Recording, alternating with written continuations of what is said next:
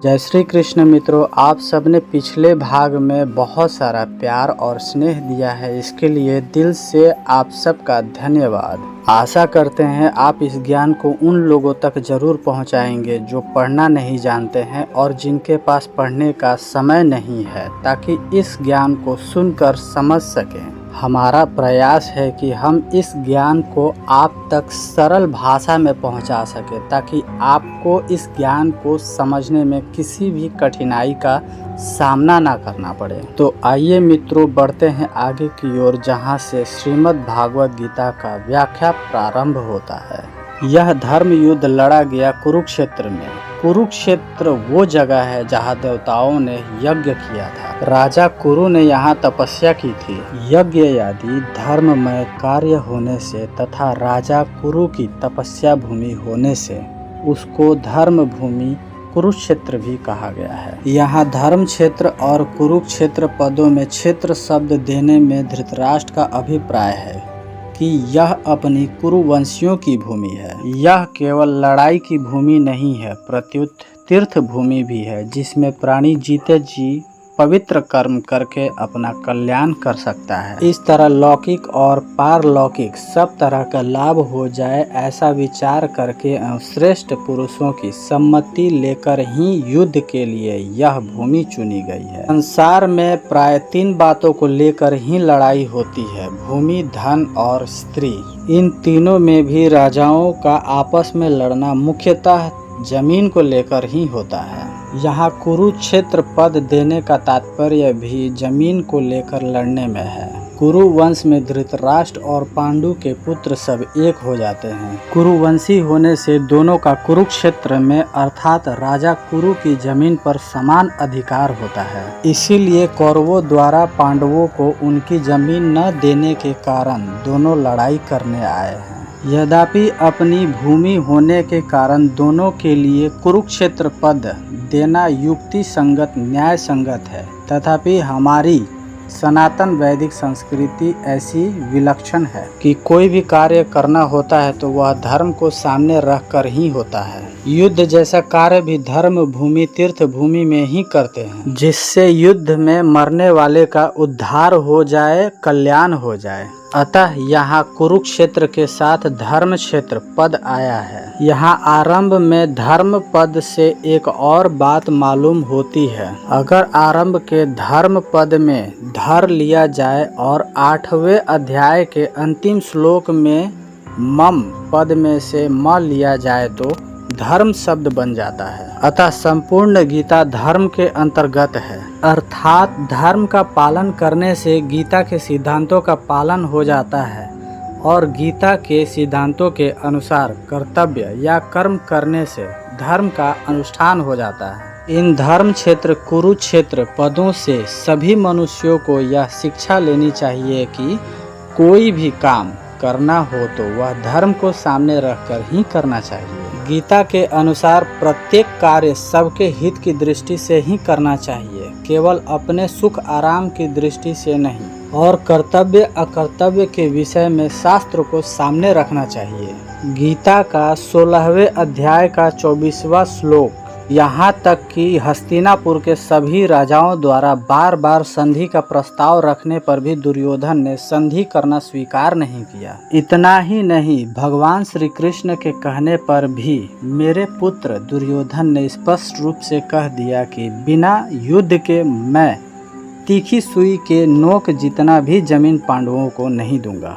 तब मजबूर होकर पांडवों ने भी युद्ध करना स्वीकार किया है। इस प्रकार मेरे पुत्र और पांडव पुत्र दोनों ही सेनाओं के सहित युद्ध की इच्छा से इकट्ठा हुए। दोनों सेनाओं में युद्ध की इच्छा रहने पर भी दुर्योधन में युद्ध की इच्छा विशेष रूप से थी। दुर्योधन का मुख्य उद्देश्य राज्य प्राप्ति का ही था। दुर्योधन को राज्य प्राप्ति धर्म से हो चाहे अधर्म से, न्याय से हो चाहे अन्याय से, विहित रहित हो चाहे निषिद्ध रहित हो, किसी भी तरह से हमें राज्य मिलना चाहिए, ऐसा उसका भाव था। इसीलिए विशेष रूप से दुर्योधन का पक्ष ही युयुत्सु अर्थात युद्ध की इच्छा वाला था। पांडवों में धर्म की मुख्यता थी, उनका ऐसा भाव था कि हम चाहे जैसा जीवन निर्वाह कर लेंगे पर अपने धर्म में बाधा नहीं आने देंगे, धर्म के विरुद्ध नहीं चलेंगे। इस बात को लेकर महाराज युधिष्ठिर युद्ध नहीं करना चाहते थे, परंतु जिस माँ की आज्ञा से युधिष्ठिर ने चारों भाइयों सहित द्रौपदी से विवाह किया था, उसी माँ की आज्ञा होने के कारण ही महाराज युधिष्ठिर की युद्ध में प्रवृत्ति हुई थी। अर्थात केवल माँ के आज्ञा पालन रूप धर्म से ही युधिष्ठिर युद्ध की इच्छा वाला हुए थे। तात्पर्य है कि दुर्योधन आदि तो राज्य को लेकर ही युयुत्सु थे, पर पांडव धर्म को लेकर युयुत्सु बने थे। इसका तात्पर्य यह है कि पांडव तो चाहते ही नहीं थे कि युद्ध हो, सिवाय दुर्योधन के। इतना ही नहीं, पांडव तो धृतराष्ट्र को अपने पिता के बड़े भाई होने से पिता समान समझते थे और उनकी आज्ञा का पालन भी करते थे। इतना ही नहीं, धृतराष्ट्र के द्वारा अनुचित आज्ञा देने पर भी पांडव उचित अनुचित का विचार न करके उनकी आज्ञा का पालन करते थे। अतः यहाँ मामका पद के अंतर्गत कौरव और पांडव दोनों आ जाते हैं। फिर भी पांडव पद अलग देने का तात्पर्य था कि धृतराष्ट्र का अपने पुत्रों में तथा पांडव पुत्रों में समान भाव नहीं था, उनमें पक्षपात था तथा अपने पुत्रों के प्रति बहुत ही मोह था धृतराष्ट्र को। धृतराष्ट्र दुर्योधन आदि को तो अपना पुत्र मानते थे, पर पांडवों को अपना नहीं मानते थे। इस कारण धृतराष्ट्र अपने पुत्रों के लिए मामका और पांडव पुत्रों के लिए पांडवा पद का प्रयोग करते थे। अतः जो भाव मनुष्य के भीतर होता है वही उनकी वाणी से बाहर निकलता है। इस द्वैधी भाव के कारण ही धृतराष्ट्र को अपने कुल संहार का दुख भोगना पड़ा। इससे मनुष्य को शिक्षा लेनी चाहिए कि अपने घरों में, मोहल्ले में, गांवों में, प्रांतों में, देशों में द्वैधी भाव अर्थात ये मेरे अपने हैं, ये पराये हैं, ऐसा भाव नहीं रखना चाहिए। ऐसा भाव रखने से हमें कष्टों का सामना करना पड़ता है।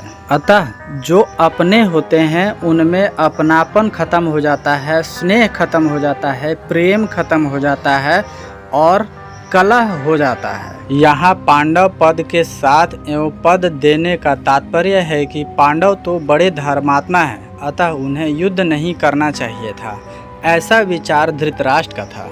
परंतु वो भी युद्ध के लिए रणभूमि में आ गए तो वहां आकर उन्होंने क्या किया? मामका और पांडवा, इनमें से पहले मामका पद का उत्तर संजय आगे के दूसरे श्लोक से 13वें श्लोक तक देंगे कि आपके पुत्र दुर्योधन पांडवों की सेना को देखकर द्रोणाचार्य के मन में पांडवों के प्रति द्वेष पैदा करने के लिए उनके पास जाकर पांडवों के मुख्य सेनापतियों के नाम लिए। उसके बाद दुर्योधन ने अपनी सेना के मुख्य योद्धाओं के नाम लेकर उनकी रण कौशल की प्रशंसा की। यहाँ तक कि दुर्योधन को प्रसन्न करने के लिए भीष्म पिताजी ने जोर से शंख बजाया। अतः उसको सुनकर कौरव सेना में शंख आदि बाजे बज उठे। फिर 14वें श्लोक से 19वें श्लोक तक पांडवा पद का उत्तर देंगे कि रथ में बैठे हुए पांडव पक्षीय भगवान श्री कृष्ण ने शंख बजाया। उसके बाद अर्जुन, भीम, युधिष्ठिर, नकुल, सहदेव आदि ने अपने अपने शंख बजाए, जिससे दुर्योधन की सेना का हृदय दहल उठा। उसके बाद संजय पांडवों की बात करते करते 20वें श्लोक में श्री कृष्ण और अर्जुन का संवाद का प्रशंसा आरंभ कर देते हैं। किम कुर्वत किम, यह संस्कृत के ऐसे शब्द हैं जिनका 3 अर्थ निकलता है: विकल्प, निंदा और प्रश्न। युद्ध हुआ कि नहीं, इस तरह का विकल्प तो यहाँ लिया ही नहीं जा सकता, क्योंकि 10 दिन तक युद्ध हो चुका है और पितामह भीष्म जी को रथ से गिरा देने के पश्चात ही संजय हस्तिनापुर आकर धृतराष्ट्र को वहाँ सारा घटना सुना रहे हैं। मेरे और पांडव के पुत्र ने यह क्या किया जो कि युद्ध कर बैठे? उनको युद्ध नहीं करना चाहिए था।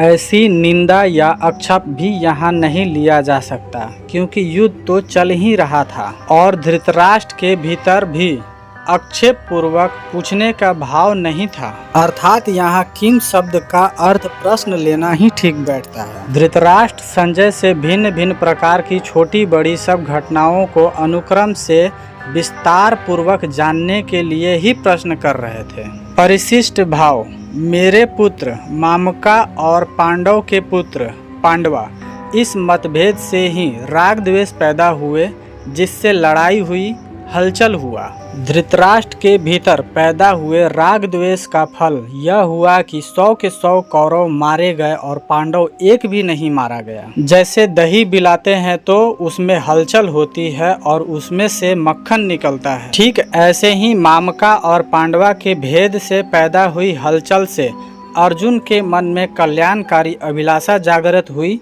जिसमें से श्रीमद् भागवत रूपी मक्खन निकला।